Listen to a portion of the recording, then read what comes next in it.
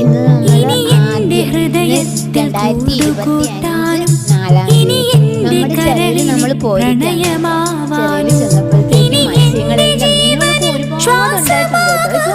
ചെറിയ ആദ്യമൊന്നും പറഞ്ഞില്ല. പക്ഷെ അതുകൊണ്ട് തന്നെ അതുങ്ങൾക്ക് തീറ്റ കിട്ടുന്നതും കുറവാണ്.